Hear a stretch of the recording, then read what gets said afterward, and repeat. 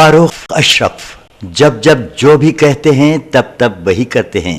اب اعلیٰ کوالٹی، وسیع رینج، واجبی قیمت اور معیاری خدمات کی پیشکش کر رہے ہیں. ملکہ فرنیچرز، روبرو والٹا ہوٹل، مغل پورہ، حیدرآباد. اپنے ان تمام مسائل کو حل کرنا چاہتے ہیں.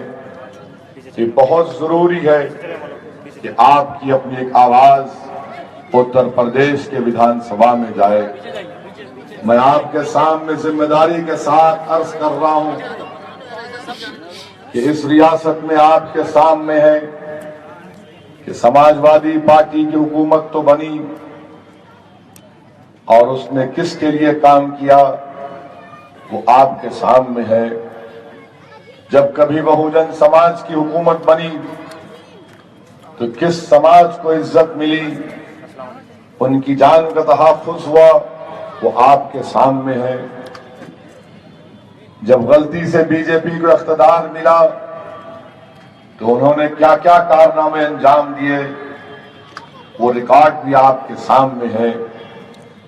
مگر میرے نوجوان ساتھیوں، ایک اہم بات یہ ہے کہ جب کبھی بھی الیکشن آتے ہیں، چاہے اتر پردیش میں آج اسمبلی کے انتخابات ہو رہے ہیں یا پھر آج سے 6 مہینے کے بعد ہندوستان کے مختلف ریاستوں میں جب الیکشن ہوں گے تو پھر سے وہ ایک دلالوں کا ٹولہ نکلتا ہے اور وہ دلال یہ کہتے ہیں، سب سے پہلے اخبار میں لکھتے ہیں، ٹی وی کے چینل پر جائیں گے اور ایک شوشہ چھوڑیں گے کہ سیکولرزم کو بچانا ہے.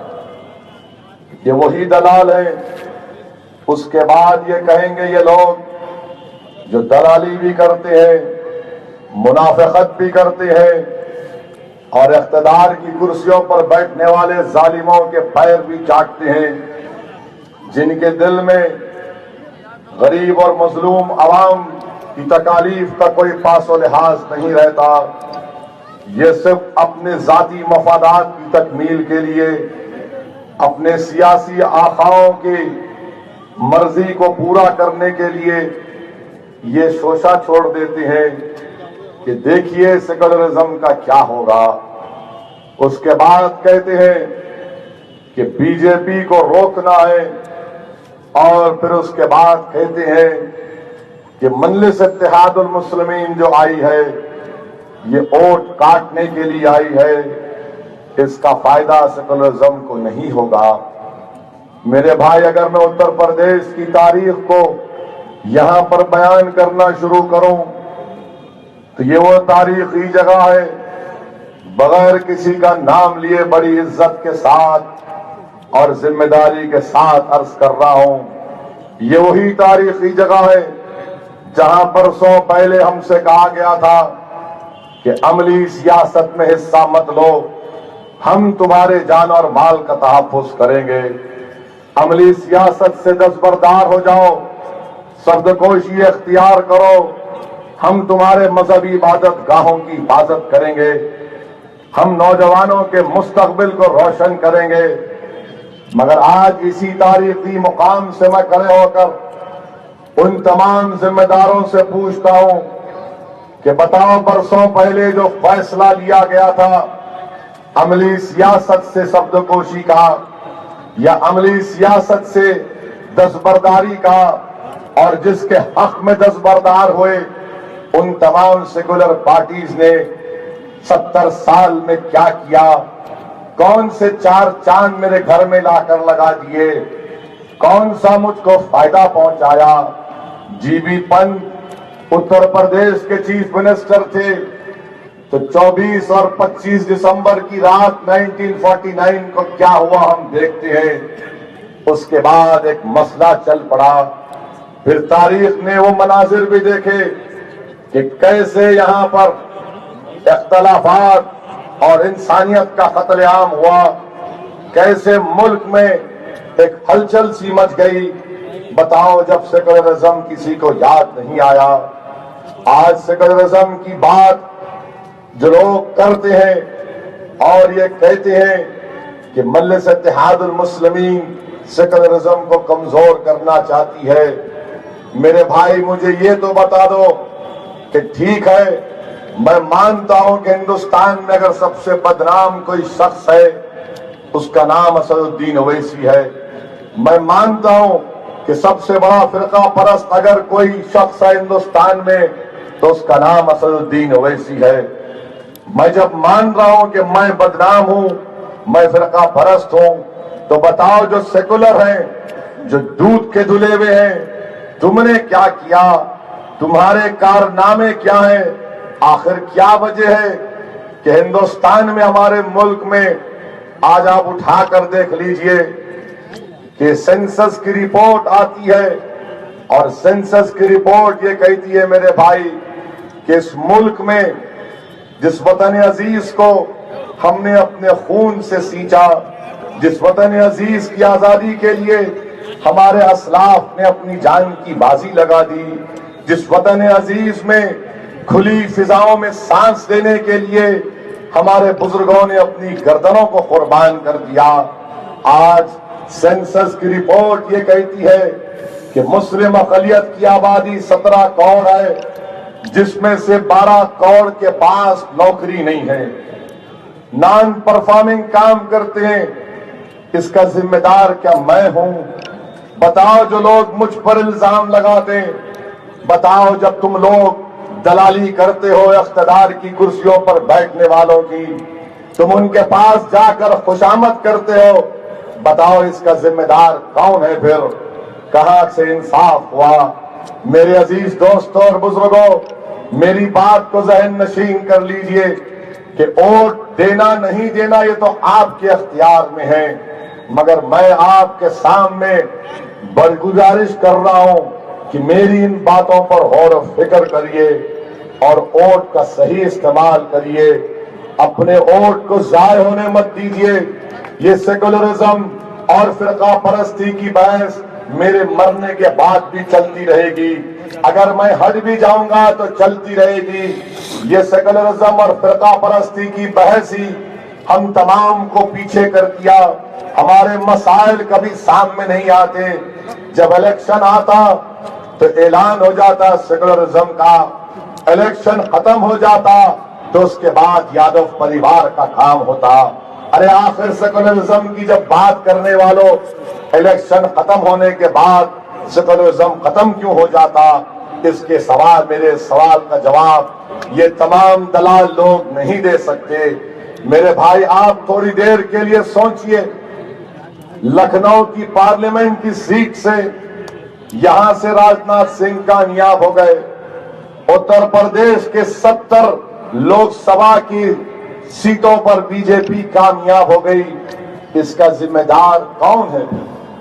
میں نے تو یہاں پر الیکشن نہیں لڑا تھا، تو پھر کیوں بی جے پی اتنی سیٹ پر کامیاب ہو گئی؟ جب کوئی نہیں کہا، نہ پوچھا کہ بتاؤ سماجوادی والوں تمہارا ووٹ مودی کے گود میں جا کر کیوں بیٹھ گیا؟ جب کسی نے یہ نہیں کہا کہ کانگریسیوں تمہاری عمارت تو ویران پڑی ہوئی ہے، مگر اس ویران عمارت میں بھی یا پھر اس کھنڈیر میں بھی اگر کچھ سانسیں باقی ہیں تو سانسیں لینے والے بھی جا کر مودی کے پیروں کے پاس کیوں بیٹھ گئے؟ بتاؤ بی ایس پی والوں، تم بات کرتے کمزور طبقات کی انصاف کی، پھر وہ ووٹر بی جے پی کے پاس کیوں چلا گیا؟ میں ذمہ داری کے ساتھ کہہ سکتا ہوں کہ لکھنؤ ہو یا اتر پردیش ہو یا ہندوستان ہو، ہم نے بی جے پی کو ووٹ نہیں دیا، مگر کانگریس کا ووٹر، سماجوادی کا ووٹر یہ وہاں پر بھاگ گیا. اب جب یہ ہم بات کرتے ہیں تو پھر اس کا کوئی جواب نہیں ملتا. وہ بولتے کہ نہیں تمہاری باتوں میں، تمہارے بھڑکاؤ بھاشن کی وجہ سے بی جے پی کو فائدہ ہوتا. ارے اسد الدین اویسی تو اب سامنے آیا نا.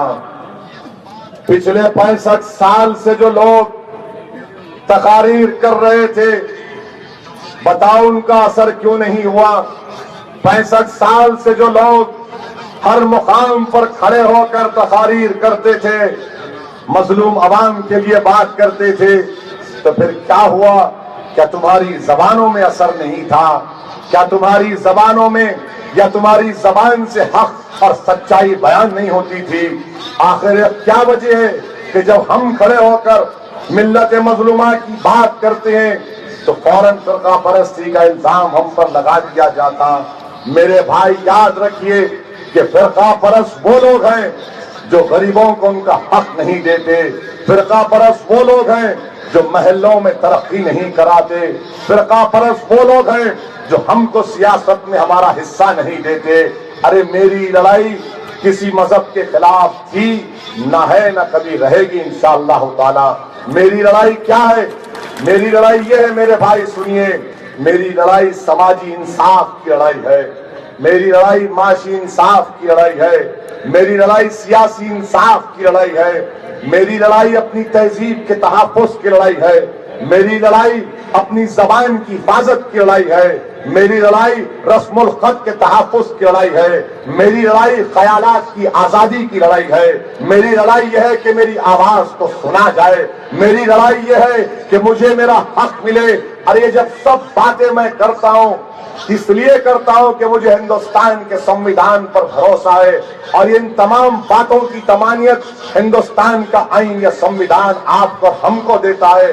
میری لڑائی یقیناً مودی سے تھی اور رہے گی، میری لڑائی RSS سے تھی اور رہے گی، میری لڑائی سماجوادی سے ہے، میری لڑائی کانگریس سے اور رہے گی، مگر اس کا یہ تو مطلب کوئی نہیں نکال سکتا کہ میں فرقہ پرست ہوں۔ میں کیا چاہتا ہوں کہ ہندوستان کے سنویدھان کے جو دستوری مقاصد ہیں اس کو حاصل کیا جائے۔ میں چاہتا ہوں کہ ہندوستان کے غریب اور مظلوم عوام کو جو ہندوستان کے سنویدھان نے جو فنڈامنٹل رائٹس دیے، بنیادی حقوق دیے، وہ حقوق ان تمام غریب اور مظلوموں کو ملے۔ بتاؤ اس میں فرقہ پرستی کہاں سے آ گئی؟ کہاں سے آ گئی فرقہ پرستی؟ کیا فرقہ پرستی کیا ہے میں بتاتا ہوں۔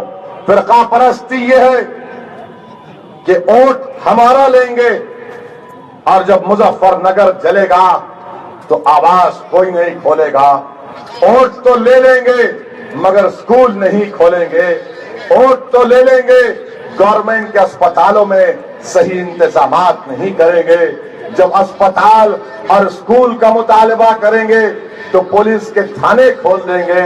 بتاؤ پھر یہ تمہارا سیکولرزم ہے؟ یہ تمہارا سیکولرزم ہے؟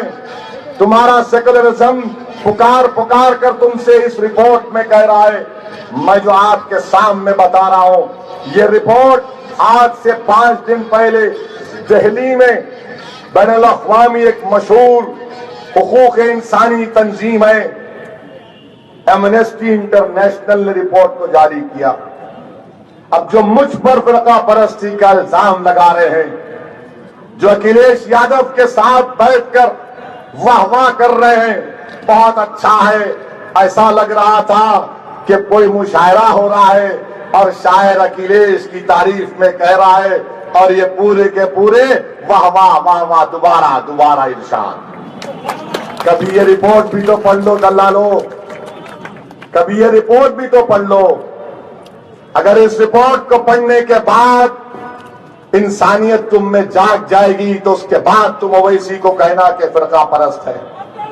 اس رپورٹ میں سنو بھائی سنو، بہت نعرے مار لیے، نعرے ڈبا رہے ہیں، نعرے مت مارو، ووٹ ڈالو۔ خالی تقریر سن کے تھالیاں مار کر مت جاؤ میرے بھائی، ووٹ ڈالیے۔ میں تقریر ضرور کرتا ہوں مگر میں چاہتا ہوں کہ آپ یہاں سے جب اٹھیں تو ایک فکر لے کر اٹھیں، ایک حوصلے کو اپنے بلند کر کے اٹھیں اور ایک فیصلہ لے کر اٹھیں کہ اب کی بار میں اپنے پارٹی کے حق میں اپنا ووٹ دوں گا۔ میرے بھائی آپ دیکھیے اس رپورٹ میں کیا کہا گیا۔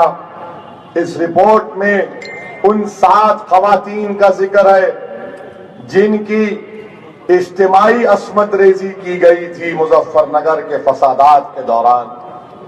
یہ ایمنسٹی انٹرنیشنل نے اس رپورٹ کو نکالا۔ اس رپورٹ کے صفحے نمبر 4 پر آپ جا کے پڑھیں گے کہ خاتون کا نام لکھا ہے، ہمارے کو انگریزی اخبار نے لکھ دیا کہ اویسی نے اس عورت کا نام پڑھ دیا جس کی عزت لوٹی گئی تھی، میں ان اخبار والوں سے کہوں گا بھائی صاحب آپ بڑے ودوان ہیں، آپ ہر چیز جانتے ہیں، میری غلطی یہ ہے کہ میں لندن سے ایک چھوٹی سی قانون کی ڈگری لے کر آیا، میں قانون جانتا ہوں، آپ کے اتنا نہیں جانتا، میں جانتا ہوں کہ آپ کس کی تائید میں لکھ رہے تھے، میں جانتا ہوں کہ آپ کے دل کو تکلیف پہنچی ہوگی کیونکہ آپ کے سیاسی آقا کو میں نے بے نقاب کیا تھا، اب دوبارہ کرنے جا رہا ہوں، تکلیف ہوگی تو دل کو تھام کر بیٹھ جاؤ، کیونکہ ان لوگوں کو ذہنی تکلیف تو دیں گے بھی انشاءاللہ تعالی، اقتدار جب ان کے پاس سے جائے گا، جب ان کا دماغ ٹھکانے کو آئے گا۔ اس رپورٹ میں صفحے نمبر 4 پر میں آپ سے عرض کر رہا تھا، صفحے نمبر 4 پر لکھا گیا میرے بھائی، اس رپورٹ میں اس خاتون کا نام غزالہ لکھا گیا۔ اب لکھو تم، اس رپورٹ میں اس خاتون کا نام غزالہ لکھا گیا جو صفحے نمبر 4 پر کہتی ہے کہ میرے معصوم بچے کو پکڑ کر ظالموں نے کہا اگر تم چیخ پکار کرو گے تو اس کو جان سے مار دیا جائے گا۔ اس کے بعد اس غزالہ کی اجتماعی عصمت ریزی کی گئی۔ یہ نظارہ دیکھ کر غزالہ کا بیٹا بے ہوش ہو گیا۔ یہ ماں اٹھی، وہاں ٹیوب ویل کے پاس جا کر اپنے جسم کو دھویا اور اپنے بیٹے کو پانی پلایا کیونکہ بیٹا بے ہوش ہو گیا تھا۔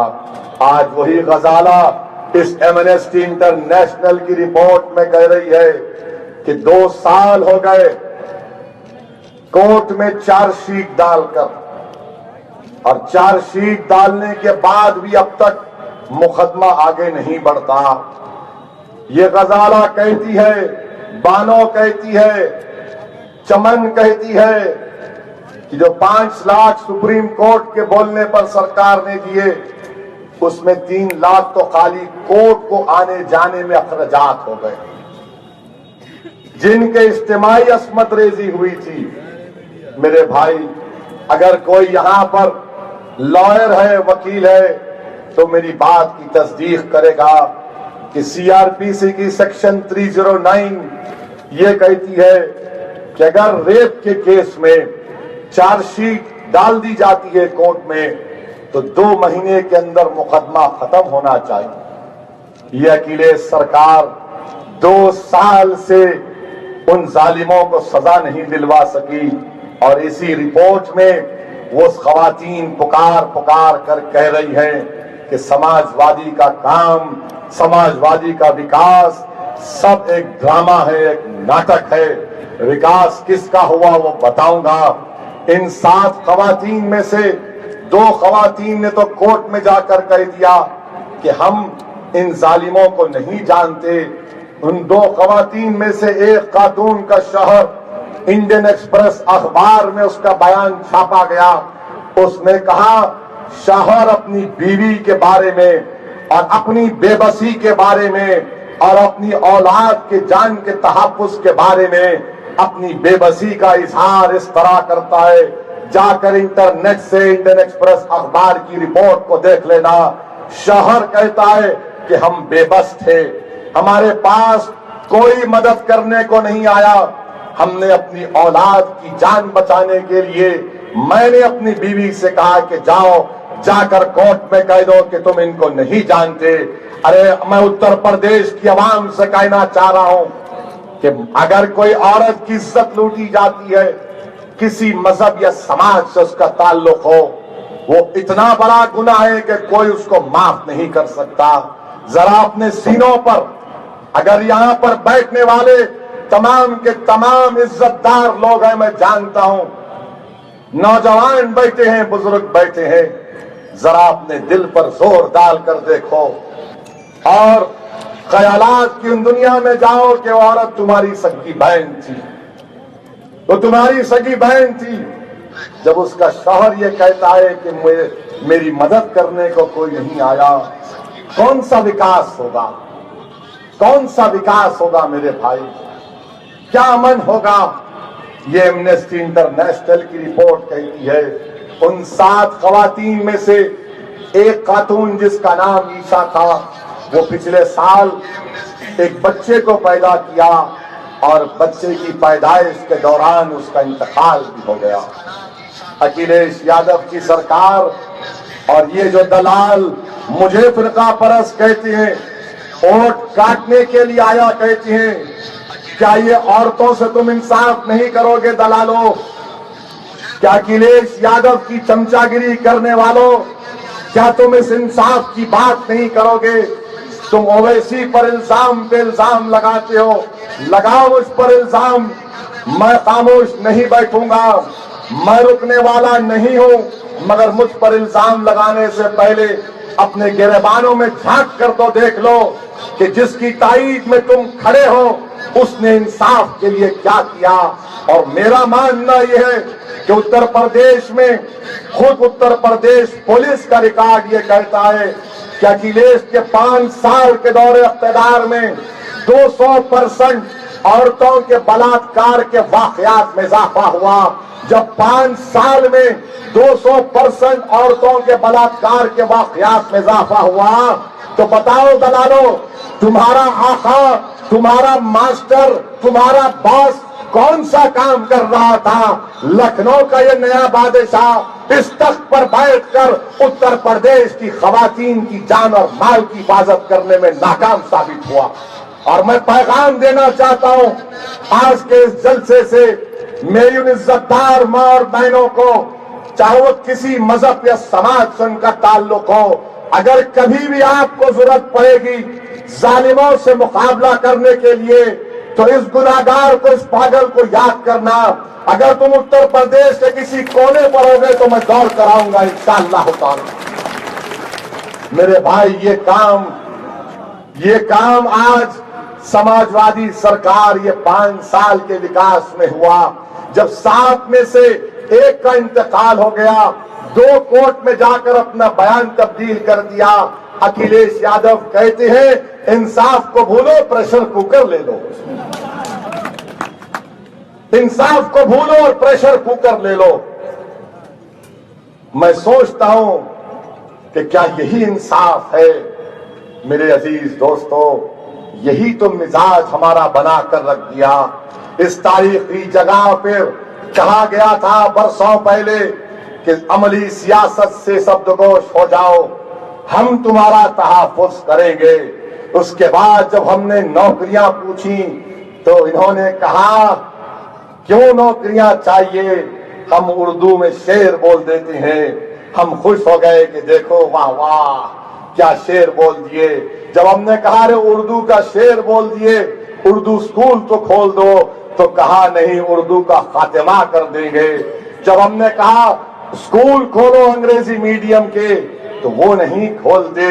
میرے بھائی، آج حال یہ ہو گیا کہ ہم خوش اس لیے ہوتے ہیں کہ کوئی افطار کی دعوت جب ملائم سنگھ یا اکھلیش کرتے ہیں، سر پر ٹوپی پہن لیتے ہیں، تو یاد رکھو ہر افطار کی دعوت میں اکھلیش جو سر پر ٹوپی پہن کر آتے ہیں وہ خود کے سر پر نہیں ٹوپی پہن رہے، وہ آپ کے سر پر ٹوپی پہنا رہا ہے۔ روزہ ہم رہتے ہیں، الحمدللہ اللہ توفیق دیا تو 14-15 گھنٹے ہم رہتے ہیں، آپ آ جاتے ہیں اور وہاں پر بھی مجھے روزہ کھولنا ہے، کہتے ہیں میرے کو پہلے کھجور کھلاؤ۔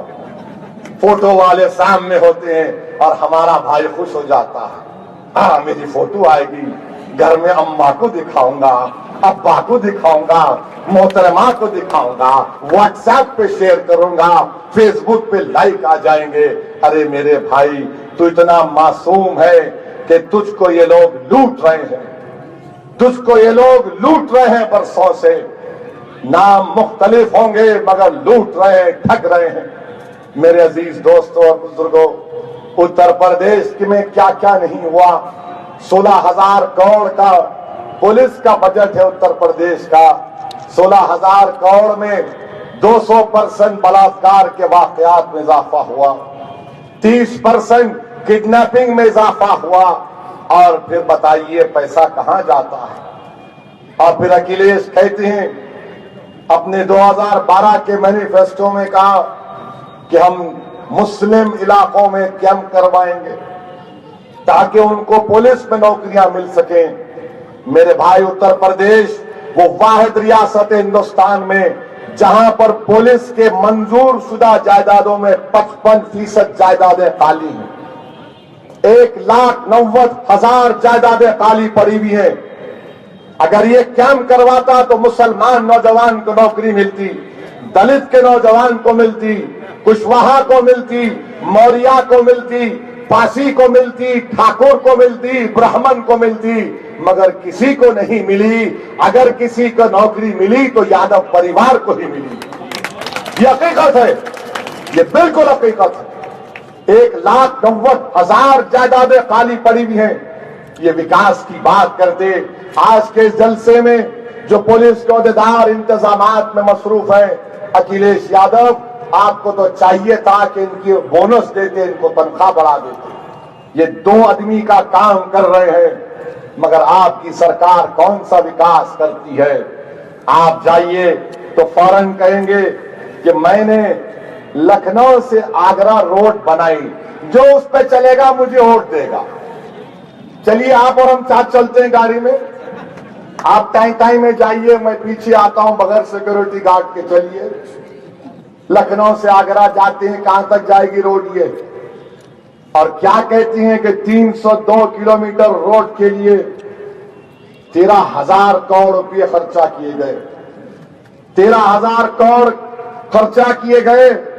اور مجھے یہ بتا دیجئے کہ یہاں پر اس ودھان سبھا میں، اس اسمبلی حلقے میں جو محلے جات ہیں، چاہے وہ پاٹا نالا ہو، اتریا ہو، استبل چار باغ ہو، یہاں پر کتنا پیسہ آپ نے لایا؟ وہاں پر آپ نے 13,000 کروڑ کی روڈ ڈالی، مگر غریب اور مظلوم عوام کے علاقوں میں تم نے کون سا ترقیاتی کام کروایا؟ اور حیرت کی بات یہ ہے میرے بھائی کہ 1 کلومیٹر پڑ رہا ہے اکھلیش کو 44 کروڑ روپے میں۔ نیشنل ہائی وے کہتا ہے کہ ہم 1 کلومیٹر 11 کروڑ میں بنائیں گے۔ اکھلیش صاحب، یہ کون سا کانٹریکٹر تھا جو 11 کروڑ میں کلومیٹر نہیں کر کے 44 کروڑ میں کلومیٹر کیا؟ کہیں اس میں گھی ملئی تو نہیں نکال دیا وہ؟ یہ کون سا ہے؟ جا کر دیکھ لیجئے، نیشنل ہائی ویز کے ویب سائٹ پر لکھا ہوا ہے کہ 1 کلومیٹر کا خرچہ 11 کروڑ روپے ہے، اور موصوف جو ہے لکھنؤ سے آگرہ 1 کلومیٹر 44 کروڑ میں بناتے ہیں، اور پھر ان علاقوں جات میں پینے کا پانی دستیاب نہیں ہے۔ جب پینے کے پانی کی بات آئی، وکاس کی بات آئی، تو یقیناً میں اس جلسے سے اقرار کرتا ہوں کہ وکاس صرف سیفائی میں ہوا، وکاس صرف مین پوری میں ہوا، وکاس صرف اٹاوا میں ہوا۔ اور کیسا وکاس ہوا کہ سیفائی کے جنگل میں زو میں اکھلیش نے 10 ببر شیر کو لایا، وہ 6 مر گئے، تو 6 مرتے ہی اکھلیش نے کیا کیا؟ پریشان ہو گئے، بھیا تکلیف میں آ گئے، لندن سے ڈاکٹر کو بلایا کہ جا کر دیکھو کیسے ببر شیر مر گئے۔ میرے بھائی، لکھنؤ میں گورنمنٹ کے اسپتالوں میں روز بچے مرتے ہیں، دوائیں نہیں ملتی۔ اتر پردیش کے گورنمنٹ کے اسپتالوں کا وجود نہیں ہے۔ میں پچھلے کئی مہینوں سے بلکہ 1.5-2 سال سے دیکھ رہا ہوں، میں اپنی آنکھوں سے دیکھ چکا ہوں، مگر سیفائی کے زو میں جب ببر شیر مرتا ہے تو لندن سے ڈاکٹر آتا ہے، اور جب اتر پردیش کے ان گاؤں میں، علاقوں میں ملیریا سے بچے مرتے ہیں، 100 150 بچے مرتے ہیں سالانہ، وہاں پر کوئی ڈاکٹر کا انتظام نہیں۔ پینے کے پانی کی جب بات آئی تو اسی سیفائی کے زو میں اکھلیش نے کروڑوں روپے کی لاگت کا ایک ریورس آسموسس پلانٹ لگایا۔ یہ جو ہمارے سامنے کنلی کا باٹل رکھا گیا، اسی طرز کا پانی اس زو کے جانوروں کو پلایا جا رہا ہے۔ جو لوگ آج لکھنؤ مغرب اور سینٹرل کے رہنے والے ہیں، ذرا سوچو کہ کیا آپ کے علاقوں میں جو پانی آتا ہے وہ پانی پی کر ہمارے بچے بیمار نہیں پڑتے؟ کیا وہ پانی پی کر ہمارے بزرگ بیمار نہیں ہوتے؟ میرے بھائی یہ وکاس ہے، ووٹ تو لے لیں گے مگر وکاس کہیں اور پر کریں گے۔ ہر محاذ پر یہ لوگ ناکام ثابت ہوئے۔ کہا تھا کہ اردو اسکول یا اسکول کھولے جائیں گے۔ اتر پردیش میں تعلیم کا کیا موقف ہے؟ پورے اتر پردیش میں ایلیمنٹری اسکول میں بتاؤ، جو مجھ پر الزام لگاتے ہیں یہ دلال لوگ جو اکھلیش کی چمچا گیری کرتے ہیں، بتاؤ ایلیمنٹری اسکول میں کتنے مسلم بچے پڑھتے ہیں؟ بتاؤ۔ نہیں بتائیں گے، صرف 9% بچے پڑھتے ہیں۔ یہ اعداد و شمار میرے سامنے ہے میرے بھائی۔ اگر کوئی ہندو بچے، مسلمان بچے پرائمری اسکول میں ایڈمیشن لیتے ہیں، مثال کے طور پر پورے اتر پردیش میں اگر 1300 پرائمری اسکول میں ہندو بچے ایڈمیشن لیں گے اور 1400 مسلمان بچے ایڈمیشن لیں گے تو 17 سال کی تعلیم کے بعد ہمارے ہندو بھائی 1300 میں سے 5 گریجویٹ ہوں گے اور مسلمان 1500 جو ایڈمیشن لیتے ہیں پرائمری میں 17 سال کی تعمیر اور تعلیم کے بعد صرف 2 گریجویٹ ہوتے ہیں۔ 1400 سے شروع ہوتے ہیں اور ڈگری تک پہنچے اب تک صرف 2 رہتے ہیں۔ بتائیے یہ وکاس ہے کہ اس لیے آپ جا کر ووٹ ڈالیں گے لوگوں کو جو صرف ٹی وی پر ایڈ چلاتے ہیں، دکھاتے ہیں وہ ایل ای ڈی اسکرین میں کہ کام بولتا ہے، وکاس بولتا ہے، جب تمہارا کام یہ ایمنسٹی انٹرنیشنل کی رپورٹ بولتی ہے؟ کچھ کام نہیں کر پائے۔ مسلمانوں سے ریزرویشن کا وعدہ کیا گیا تھا، وعدہ پورا نہیں کر پائے۔ اب اکھلیش جھوٹ کہتے ہیں کہ سنویدھان میں سنشودھن کرنا پڑے گا، ہندوستان کے آئین یا دستور میں ترمیم کرنا پڑے گا۔ نہیں میرے بھائی، میں بھی قانون تھوڑا بہت جانتا ہوں۔ جس ریاست سے میں آتا ہوں وہاں پر تلنگانہ میں، پڑوسی ریاست آندھرا میں، کرناٹک میں، کیرل میں مسلمانوں کو ان کی سماجی اور تعلیمی پسماندگی کے بنیاد پر ریزرویشن مل رہا ہے، مذہب کے نام پر نہیں مل رہا ہے، ان کی سماجی اور تعلیمی پسماندگی کی بنیاد پر مل رہا ہے۔ اور اکھلیش بولتے ہیں کہ نہیں سنویدھان میں سنشودھن کرنا پڑے گا۔ اکھلیش آپ جھوٹ کہہ رہے ہیں، جھوٹ کہہ رہے ہیں آپ۔ تمہاری نیت نہیں تھی کہ تم مسلمان بچوں کو تحفظات ملیں گے تو یہ غریب بچے ڈاکٹر بنیں گے، بچیاں ڈی ایم بنے گی، ایس پی بنے گی۔ غربت کے اس تمام سمندر سے ہم نکلیں گے مگر کچھ نہیں ہوتا، کام کرنا نہیں چاہتے۔ ارے بتاؤ، وقف کی جائیدادوں کو قبضہ نکالنے کے لیے قانون کہاں گیا؟ درگاہوں کو بچانے کے لیے درگاہ ایکٹ کہاں گیا؟ کچھ نہیں ہوا۔ اب کہتے ہیں کہ اپنے مینیفیسٹو میں کہتے ہیں کہ گھر دیں گے۔ ارے کون سا گھر دیں گے بتاؤ آپ؟ کہاں دیے؟ اب تک کتنے گھر دیے بتاؤ مجھے؟ تمہارے 5 سال میں کتنے گھر دیے؟ اور ایک ہی بات بتاتے ہیں کہ میں نے میٹرو بنایا۔ تو چلیے نا، آپ اور ہم میٹرو میں بیٹھتے ہیں، دیکھتے ہیں کہاں تک جاتی ہے میٹرو۔ آدھا کلومیٹر بھی میٹرو نہیں جاتی میرے بھائی، مگر اسٹیڈیم دکھاتے ہیں۔ ارے یہ اسٹیڈیم لے کر ہم کیا کریں گے جب غریب نوجوانوں کے پاس نوکریاں نہیں ہیں؟ اور آج سماجوادی پارٹی یہ کہتی ہے کہ ہم نے 5 سال میں 4,60,000 نوجوانوں کو نوکریاں دیں۔ آج کے اس جلسے عام میں، اس انتخابی جلسے میں کئی نوجوان ایک کثیر تعداد میں جمع ہے۔ میں آپ سے ایک سوال کر رہا ہوں، جس کو اکھلیش نے نوکری دی ذرا ہاتھ اٹھا دو۔ جس کو نوکری ملی بات ڈریے مت، ہاتھ اٹھا دیجئے میرے بھائی۔ میں پیچھے مت دیکھو، یہاں دیکھو۔ بہت دیکھ لیے پیچھے مڑ کر، اب نہیں دیکھنا پیچھے۔ کتنا نوجوانوں کو نوکریاں چاہیے؟ ہاتھ اٹھائیے۔ ذرا ٹی وی کا کیمرہ پھراؤ۔ روز رات میں 9 بجے میرا بھڑکاؤ بھاشن مت دکھاؤ، ان ہاتھوں کو اٹھا دکھاؤ۔ ہر رات میں ہم کو ہی دکھاتے۔ یہ وکاس ہے، یہ کام بولتا ہے۔ جن کو نوکریاں چاہیے اکھلیش، دیکھو یہاں پر جو نوکریوں کے لیے تڑپ رہے ہیں، مگر آپ کی سرکار صرف وعدہ کر رہی ہے اور وعدے کی بنیاد پر آپ ووٹ حاصل کرنا چاہتے ہیں۔ میرے بھائی، میرے بزرگوں، یہ کام آپ نے دیکھ لیا کہ میں کھول کھول کر ان کے تمام چیزوں کو آپ کے سامنے رکھ رہا ہوں۔ اور پھر ایک اور بات کہ سماجوادی میں بتاؤ اکھلیش یادو ڈیڈی کہاں ہے، پپا کہاں ہے، پتا جی کہاں ہے؟ تو معلوم ہوا نیتا اپنے بھائی کے لیے گئے، بیٹے کے لیے ابھی تک نہیں آئے۔ اور آج خبر آئی کہ بہو کے لیے گئے ہیں لکھنؤ کینٹ میں، مگر بیٹے کے لیے نہیں آئے۔ اکھلیش، تم اپنے والد کا دل جیت لو اور اس کے بعد اتر پردیش کی عوام کے پاس جانا۔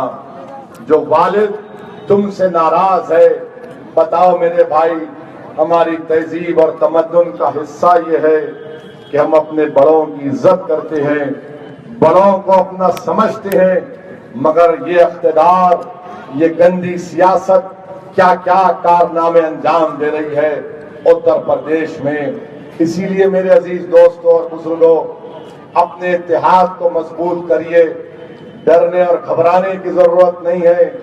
یہ لوگ جو آ کر ہم سے کہہ رہے ہیں کہ بی جے پی کو ہرانا ہے، یقیناً ہرانا ہے، اور انشاءاللہ تعالی 11 مارچ جب نتیجہ آئے گا، ہندوستان کے بادشاہ سلامت مسٹر نریندر مودی کے خواب چکنا چور ہو جائیں گے انشاءاللہ تعالی۔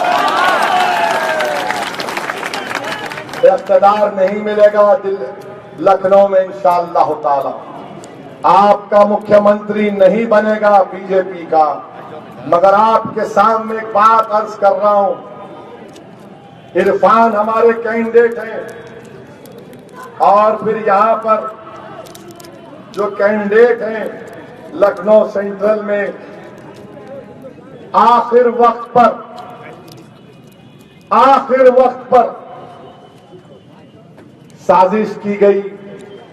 کیا سازش ہوئی کہ دیکھ لیا کہ عرفان ایک کینڈیڈیٹ ہے تو فوراً سودا ہو گیا، اور سودا یہ ہوا کہ کانگریس کو ٹکٹ دے دیں گے۔ تو بیچارے وہ معروف، کیا نام ہے،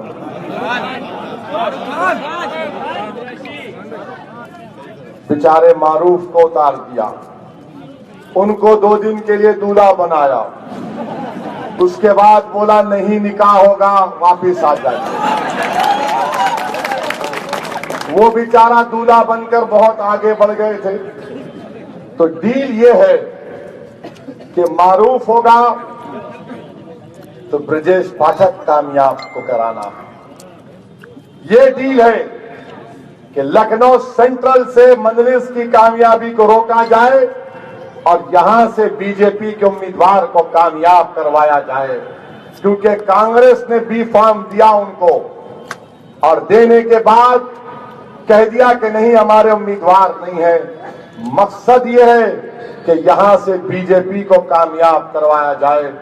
میرے بھائی، چاہے کچھ بھی ہو جاؤ، لکھنؤ سینٹرل سے بی جے پی کا امیدوار کامیاب نہیں ہونا چاہیے انشاءاللہ تعالی۔ جن لوگوں نے سازش رچائی، ہاں سن رہا ہوں، شکریہ، جن لوگوں نے سازش رچائی، ان کے چہروں کو بے نقاب میں آپ کے سامنے کیا ہوں۔ یہ یہی چاہتے ہیں کہ بی جے پی کو یہاں سے کامیاب کرایا جائے، اور پھر جب دونوں اکھلیش اور کانگریس کے نیتا روڈ شو پر نکلے تو خالی غریب مظلوم عوام کے محلوں میں گئے، کبھی بڑے عزت دار محلے میں نہیں گئی آپ کی بس۔ ایسا دکھ رہا تھا کہ 2 کھڑے ہیں، ہاتھیں ہلا رہے ہیں، ہاں، مگر ان علاقوں میں نہیں گئے، صرف یہیں ہمارے ہی گلی کوچوں میں غریب مظلوم عوام کی بستیوں میں پھرے۔ وہاں پر کیوں نہیں گئے آپ، جہاں پر آپ کے دوست احباب رہتے ہیں، جہاں پر آپ کا ووٹر رہتا ہے؟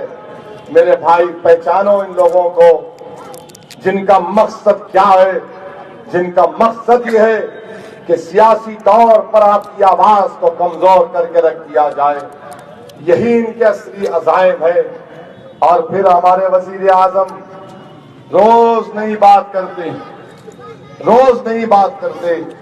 500 اور 1000 کی نوٹ غائب کر دیے تو کہہ رہے ہیں کہ میں نے بلیک منی کا خاتمہ کر دیا۔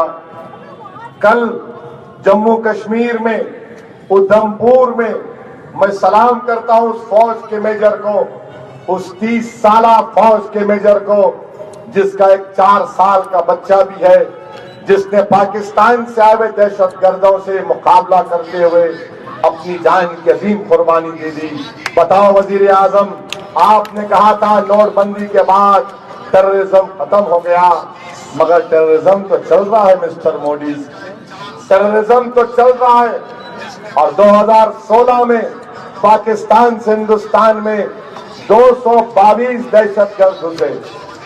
یہاں کے سانسد رکن پارلیمان راجناتھ سنگھ صاحب ہیں، بتائیے آپ کے دور اقتدار میں 2016 میں 222 دہشت گرد ہندوستان میں گھس چکے ہیں، کشمیر میں۔ یہ آپ جواب دیتے ہیں پارلیمنٹ میں، میں نہیں کہہ رہا ہوں۔ اور پھر ہمارے وزیر اعظم 500 1000 کی نوٹ کا تقریر کرتے ہوئے پارلیمنٹ میں کہتی ہیں، کیا کہتی ہیں کہ ہندوستان کی اکانومی اسٹرانگ تھی اسی لیے میں نے کیا، اور مثال دیتی ہیں کہ ڈاکٹر آپریشن کب کرتا ہے؟ جب پیشنٹ صحت مند رہتا ہے۔ اللہ کا شکر ادا کرو میرے بھائی کہ اللہ نے مسٹر مودی کو وزارت عظمیٰ کے عظیم عہدے پر بٹھا دیا۔ خدا نہ خواستہ اگر اللہ ان کو سرجن یا ڈاکٹر بناتا تو یہ پورے زندوں کا آپریشن کر دیتے۔ ڈاکٹر آپریشن کب کرتا؟ جب آپ کی جان بچانا ہے۔ جب جان بچانا ہے تو ڈاکٹر بولتا کہ یہ مرض ہو چکا ہے آپ کو، اب آپریشن ہی آپ کی جان بچا سکتی ہے۔ ہمارے وزیر اعظم نے تو صحت مند کا ہی پیٹ کاٹ دیا، اور پھر بولتے کہ میں نے 500 1000، اور پھر ان کے مینیفیسٹو میں ذکر ہے ہم 3 طلاق۔ کہیں کا 3 طلاق بھائی؟ آپ کو فقہ حنفیہ کے بارے میں کیا معلوم؟ آپ کو ہدایہ کے بارے میں کیا معلوم؟ عالمگیریہ کے بارے میں کیا معلوم؟ آپ 3 طلاق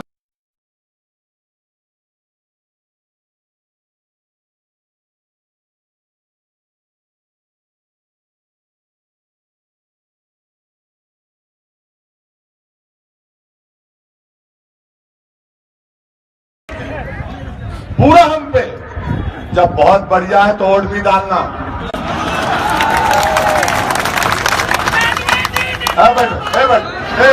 زندہ باد، زندہ ہی رہیں گے، زندہ جاوید ہے، مریں گے نہیں انشاءاللہ۔ یہ ایسا نہیں ہے کہ خالی تقریر سنیں اس کے بعد بولے ووٹ ڈالے تو کیا ہوتا بھائی کہ بی جے پی تو نہیں آ جائے گی، یہ سوچ رہا ہوں، یہ فکر لاحق ہے۔ ارے چھوڑو اس فکر کو، 70 سیٹ پر بی جے پی کامیاب ہو گئی۔ یہ جو سیکولرزم کے چودھری کچھ نہیں کر سکے۔ جمہوریت میں اپنی طاقت دکھائیے، جمہوریت میں اپنی پہچان پیدا کریے۔ یاد رکھیے جب بی جے پی یہ عزائم لے کر آ رہی ہے تو ہمارے تشخص کا کیسے حفاظت ہوگی؟ ہماری نسبتوں کی کون حفاظت کرے گا؟ آپ سمجھدار ہیں، آپ فیصلہ کر سکتے ہیں، آپ سمجھدار ہیں، آپ فیصلہ کر سکتے ہیں، مگر ٹرپل طلاق پہ چلے گئے، جبکہ سپریم کورٹ میں آپ نے جواب داخل کر دیا، اور جو جواب ڈالا اس کے دھجیاں اڑا سکتا ہوں میں۔ عجیب و غریب جواب ڈال دیا اس میں، اور کہا اس جواب میں کیا کہا کہ مسلم ممالک میں 2 شادیوں پر پابندی ہے۔ میں وہ جواب پڑھا، سوائے ترکی کو چھوڑ کر سب مسلم ممالک میں 2 شادیاں الاؤڈ ہیں، مگر آپ جواب لکھ کے ڈالتے۔ خیر یہ ان کا پالیسی پروگرام، جتنے سلاٹر ہاؤسز ہیں ہم بند کر دیں گے۔ ارے پورے بند کر دو نا، ہندوستان میں ایکسپورٹ گوشت ہوتا ہے ہندوستان میں، کتنا ہوتا ہے 30,000 کروڑ کا ان کو فائدہ ہوتا فارن ایکسچینج میں. بند کر دو 30,000 کروڑ روپئے راشٹرواد میں قربان کر دو, بند کر دو. نہیں بند کر سکتے مگر سلاٹر ہاؤسز بند کر دیں گے اور بولتے ہیں کہ ہم کمیشن بنائیں گے کہ کیوں لوگ اپنے گھر بار چھوڑ کر گئے.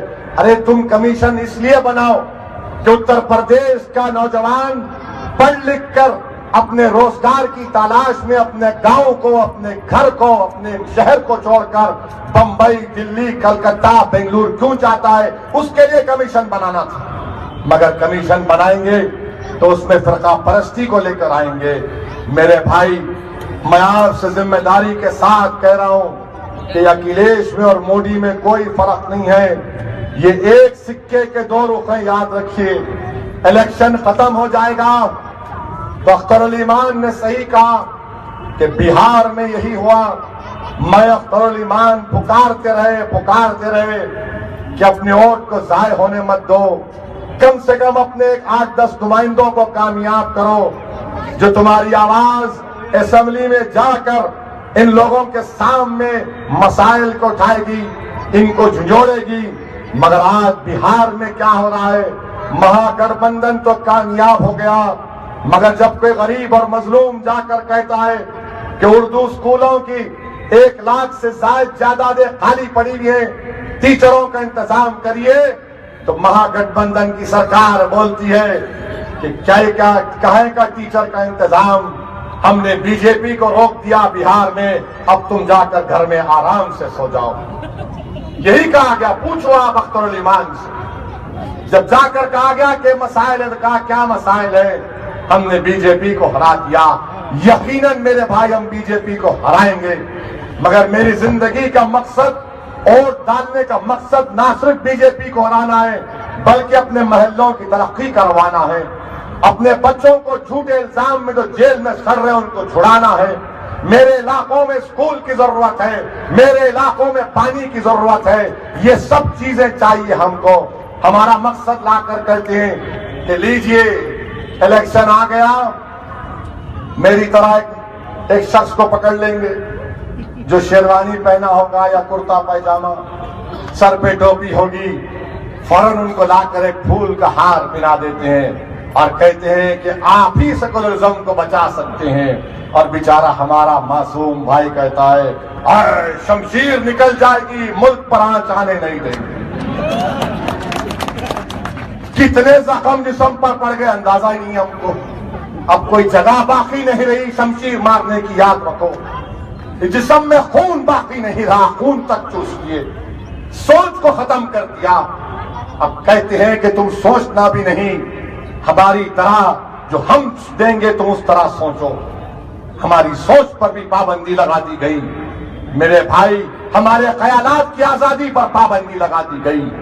بتاؤ میرے عزیز دوستو, اس جمہوریت میں اگر مجھے یہ اختیار حاصل نہیں ہے کہ میں اپنے آزادانہ طریقے سے سوچوں, اپنے خیالات کو سامنے رکھ سکوں, مگر یہ نام نہاد سیکولر اور فرقہ پرست پارٹیاں کہتی ہیں کہ نہیں, اگر تم ایسا سوچو گے تو تم فرقہ پرست ہے, اگر تم مجلس کو اویسی کا ساتھ دو گے تم کمیونل ہو, فرقہ پرست ہو.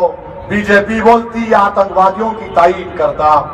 بی جے پی راشٹرواد کی دکان چلا رہی ہے اور سماجوادی کانگریس سیکولرزم کی دکان چلا رہی ہے.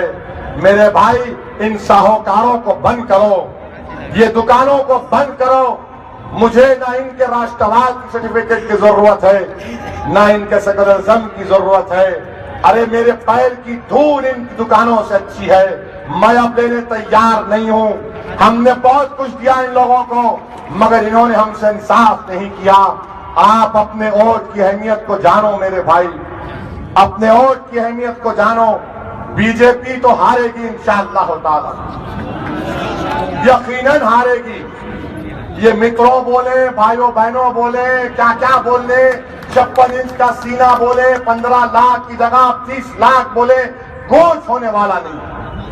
یہ خالی بول کے چلے جائیں گے اور تقریر کر کے چلے جائیں گے. انشاءاللہ تعالی بی جے پی کا اب یہاں پر کچھ ہونے والا نہیں ہے. لوگ بولتے کہ اگر تمہارے 8-10 MLA کامیاب ہو گئے تو کیا ہوگا؟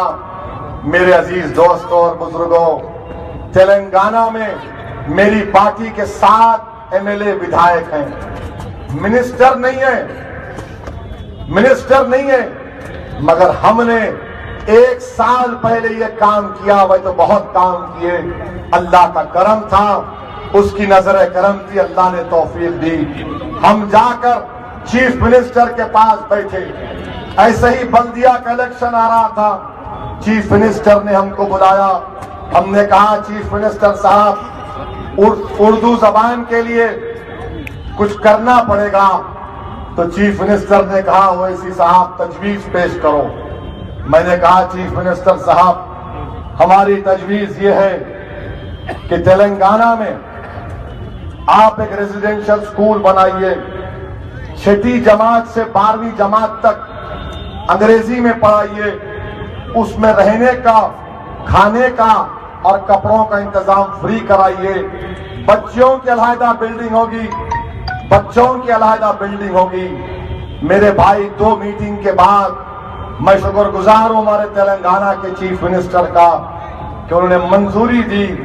آج آپ جا کر دیکھو حیدرآباد اور تلنگانہ میں 70 ریزیڈینشل سکول میں 12,000 بچے اور بچیاں پڑھ رہی ہیں غریب خاندانوں کی، جس میں سے 6,000 بچیاں ہیں۔ آپ کو معلوم وہاں پر تلنگانہ میں جو لوگ مجھ سے کہتے کہ اس کو کیا معلوم لکھنؤ اتر پردیش کے بارے میں بہت کچھ جانتا ہوں، میں بہت کچھ پڑھتا ہوں، بہت کچھ محسوس کرتا ہوں۔ تلنگانہ میں وزارت اقلیتی بہبود کا بجٹ کتنا ہے؟ 1400 کروڑ روپے، اور وہاں پر اقلیتوں کی آبادی صرف 11% ہے، یہاں پر 21% ہے۔ بتاؤ اتر پردیش میں 3,50,000 کروڑ کا سالانہ بجٹ ہے، وزارت اقلیتی بہبود کا بجٹ کتنا ہے؟ الپ سنکھیک سماج کا بجٹ کتنا ہے؟ 3,50,000 کا 1% بھی نہیں ہے، 1% بھی نہیں ہے، اور یہ دلال مجھ پر انگلیاں اٹھاتے ہیں۔ میرے بھائی 7 ہمارے ودھائک ہیں، اور یہ کام ہم وہاں پر کرتے ہیں، حکومت سے جا کر لڑتے ہیں اور کام کرواتے ہیں۔ ہم کوئی جا کر منتری نہیں بن گئے، کوئی لال بتی کی گاڑی نہیں لیے، روز ہم لڑتے ہیں، روز کام کرتے ہیں، اور کام ہو رہا ہے۔ یقیناً وہاں پر بھی مسائل ہیں، وہاں پر بھی تکلیف ہے، مگر وہاں پر کیا ہے جو یہاں پر ہم پیدا کرنا چاہتے ہیں کہ جب لوگ کسی کو دیکھتے ہیں تو کہتے ہیں کہ ہاں یہ میرا نمائندہ جا رہا ہے۔ جب کوئی ماں ہمارے نمائندے کو دیکھتی ہے تو کہتی ہے کہ ہاں یہ میرا بیٹا جا رہا ہے جو میرے برے وقت میں میرا ساتھ دے گا۔ جب نوجوان ہم کو دیکھتا ہے تو کہتا ہے کہ ہاں یہ میرا بھائی جا رہا ہے۔ جب بزرگ دیکھتے ہیں تو فخر سے کہتے ہیں کہ میری دعائیں اس بچے کے ساتھ ہے، یہ میرا بیٹا جا رہا ہے۔ یہ مزاج اتر پردیش میں پیدا کرنا پڑے گا، اور تلنگانہ میں ہم نے بی جے پی کو ختم کر کے رکھ دیا۔ تلنگانہ میں بی جے پی نہیں ہے، کیا ہے بی جے پی؟ ختم ہو کے رہ گئی۔ اب یہاں پر بولتے ہیں اگر تمہارے 8-9 جیت گئے تو کیا ہوگا؟ ارے ظالموں، انشاءاللہ تعالی تمہاری لاکھ سازشوں کے باوجود بھی ضرور وہ دن آئے گا جب اتر پردیش کی ویدھان سبھا میں 8 نہیں بلکہ 20 سے زائد مجلس کو رکن اسمبلی کامیاب ہو کر جائیں گے۔ اگر آج بھی کامیاب ہو جاتے ہیں، اگر آج بھی کامیاب ہو جاتے ہیں تو بولتے 400 ہیں، آج کیا کریں گے؟ ارے میں تم سے کہتا ہوں ظالموں، ہندوستان کی لوک سبھا 540 پر مشتمل ہے، اور میں ایک ہوں، اور اللہ کا کرم یہ ہے کہ جب تمہارا یہ دیوانہ کھڑا ہوتا ہے تو 200 بی جے پی کے سامنے کھڑے ہو جاتے ہیں۔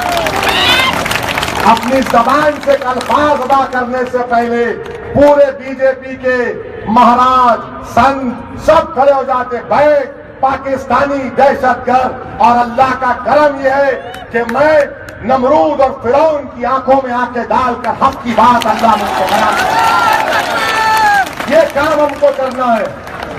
یہ کام ہم کو کرنا ہے، اعتماد ہم کو پیدا کرنا ہے، ڈرنا نہیں ہے۔ یہ جمہوریت ہے، یہ ملک میرا ہے اور ہندوستان میں قانون سب کے لیے برابر ہے۔ ارے تم کب تک ڈراؤ گے مجھے؟ ڈرا ڈرا کر تم مجھے اپنے ایک یرغمال بنا لیا ہے کہ نہیں آپ کچھ نہیں کر سکتے، ہم ہی کریں گے۔ ارے جاؤ، وہ دن پورے ہو گئے جو کہتے تھے کہ ہم کریں گے نہیں۔ آج اللہ نے ہم کو قابلیت دی ہے، سوچ دی ہے اور اللہ نے ہمارے عزم کو بلند کیا ہے۔ ہم بھی اٹھیں گے اور مقابلہ کریں گے۔ سیکولرزم کے نام پر یہ مطلب نہیں ہے میرے بھائی کہ ہم صرف ووٹ ڈالتے رہیں اور ان اپنے مسائل کو بھول جائیں۔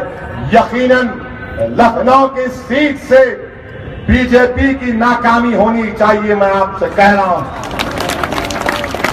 اور لوگ بولتے ہیں کہ کیا کرو گے؟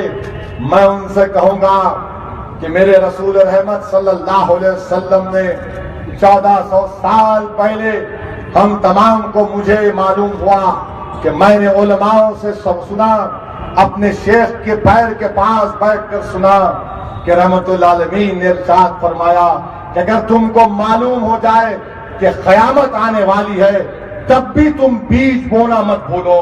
میں آج بیج بونے کو آیا ہوں اور مجھے پورا یقین ہے کہ 11 مارچ کے دن اللہ کے فضل و کرم سے آپ اور ہم مل کے فصل بھی کاٹیں گے انشاءاللہ تعالی۔ تو میرے عزیز دوستوں اور بزرگوں، مجلس اتحاد المسلمین کے حق میں اپنے ووٹ کا استعمال کریے۔ یہ ڈرامہ باز کمپنی ہے، یہ کانگریس، ان کے بارے میں کیا کیا بول سکتے ہیں۔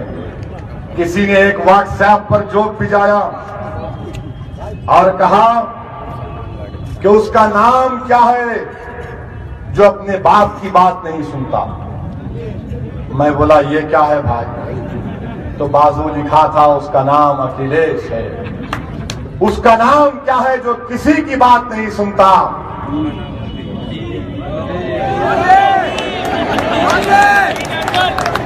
ورنہ پھر میڈیا والے بولتے بھڑکاؤ بھاشن دے، مذہب کا استعمال کرے، راجنیتی آپ کیا بولتے 9 بجے اپنی راجنیتی مذہب کے نام پر کر رہے ہیں۔